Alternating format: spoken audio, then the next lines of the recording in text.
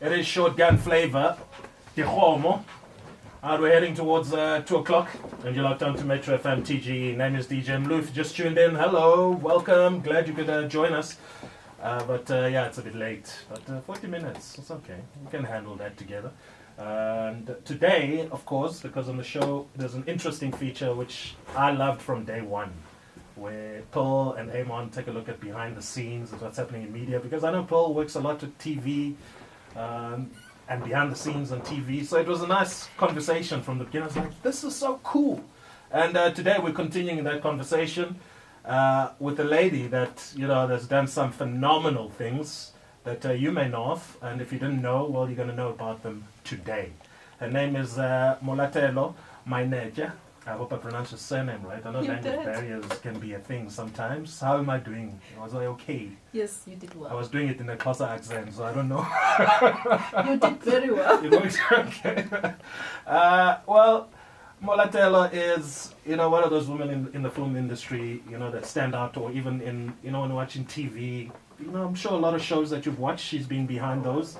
Award-winning television news and current affairs producer, as well as a filmmaker with 16 years in experience in terms of TV and film industry.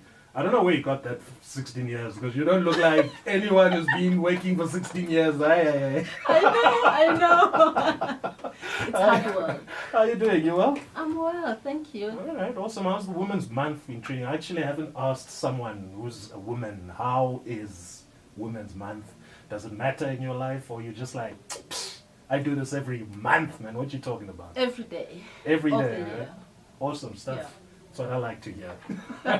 So let's get back into your story. I mean, you have quite an interesting story, which I know quite a lot of women can relate to in the country.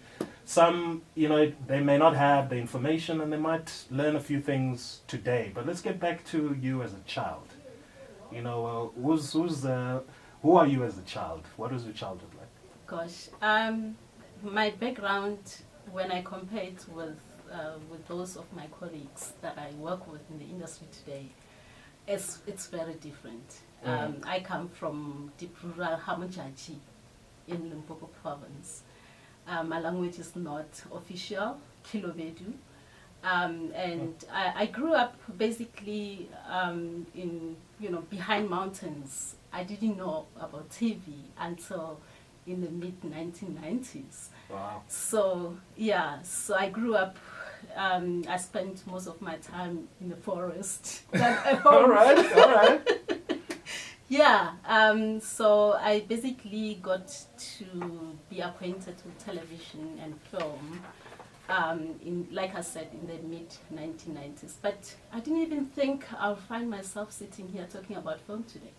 Now, that's quite a huge shift from the rural, upbringing into seeing your first, or having your first TV experience. But what made you want to get into it? What was that trigger? I don't know if I'm allowed to say it was by chance. Okay. It was an industry that was very far from me, for me to even think I would be part of it one day. So I was at university, walking around when I saw a poster, are you interested in broadcasting? And by the time I was doing my honors degree, so I was completing my honors degree. So I was like, broadcasting, I think I should try that. I applied and I was called for an interview, and here I am. That was back in 2000. Wow. And as a rural child, what was the motivation to leave? Because sometimes you can get stuck in the environment that you're in, and you don't. You took a step to get out. What made that happen? I think I'm adventurous. Okay. I never set limits for myself. Like I say, coming from that sort of setup to be where I am today, I'm constantly doing something that no one has done it around me. So it has become a norm for me now. Okay. Now, you did say adventurous. Does that also include rebellious? Oh, yes. Yes. Constantly. I'm constantly rebellious. I'll tell you about my first experience that I remember, and it keeps coming back to me because I think it talks to what is happening currently in my life today. when I was 14, traditionally young girls, go through what you call initiation rites. So at 14, when all my friends my age were being locked up in this mud huts to be taught womanhood, I said, I don't see any reason why I should be locked up in that mud hut for whatever period it was. It depends on families. So I decided I'm not going to do it. And, the women in the village went like, you're not going to do this. You're not going to be a real woman. You can never be a woman if you don't go through this. So I think I believed in practicality.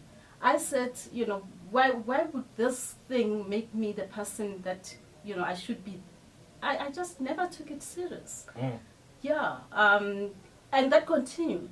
I constantly defied culture, but not because I'm not cultural enough, not because I'm not proud of who I am, but if it's not practical, I don't do it.